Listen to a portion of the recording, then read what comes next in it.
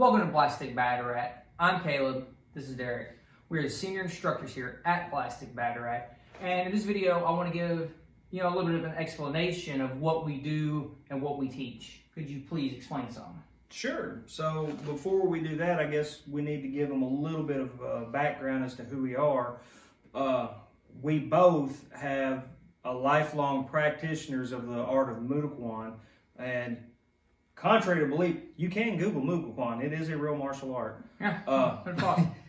But so we did Mudokwan our entire lives, and then a few years ago I got into cane fighting with Hapkido, and I was fascinated with Hapkido and their cane fighting. But I got thinking, my grandfather's first generation Irish.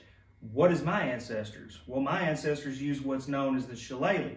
So I started researching, and for the last couple of years, I've been looking into Bataireacht, which is the ancient Irish art of stick fighting, I think is the actual term for it. I believe so, and it goes back to the Iron Age. Yeah. There's very famous pictures of Irish warriors holding a club, which is a shillelagh.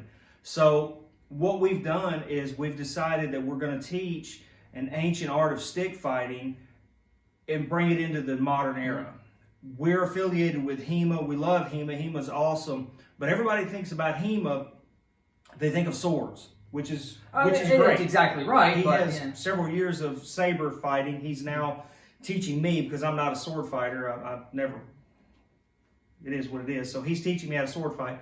But Bataireacht is actually considered part of HEMA, but it's like the ugly cousin nobody likes. Exactly. In my opinion, the beauty of it, it's the poor man's HEMA. Correct. It's a walking stick. Correct. You're gonna go out and spend $1,000 on a Prince Albion. You'll use twice, maybe. Maybe. You're not gonna fight with that. Right.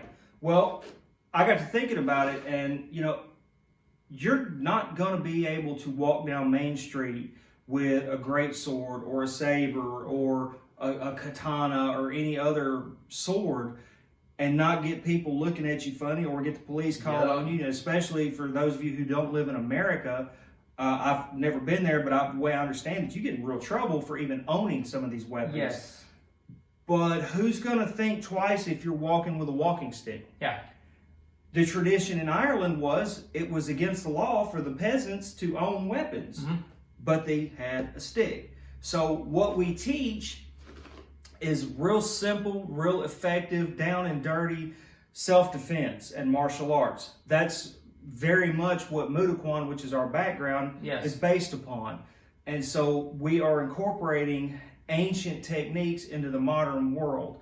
It's my goal to see everybody go back to carrying a walking stick. Yes. I have students in our class, well, I guess I should say we, because we teach in the same school, who I've spoken with. We live in a state where you can carry a firearm if you want, no problem. As long as you can meet the legal requirements, over 21 and non-felon, you can carry a gun. But they don't want to carry a gun. That's more responsibility than they like. But they are all about this because this gives you options. Exactly. And is it always a better option to shoot somebody? No. Not really. No. Theoretically speaking, you can subdue somebody with this until the law enforcement arrive.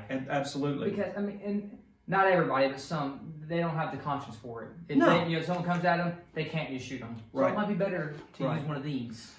And on the other side of that, I've had people that do carry and like, well, that's why I don't bother learning the martial arts, or I don't learn how to fight. I'll just pull my gun and shoot them. And I'm like, and you're going to prison for a felony. Yeah, exactly. And if it's just right, I'm sorry, I'm taking your gun. Yeah. No offense. I've seen they carry it wrong, quick, and as soon as you start reaching for it, it's mine. Yeah. I'm sorry. I had an instructor who, he was not exaggerating. He said he gets, we live in the southeastern part of Tennessee, so y'all bear with me.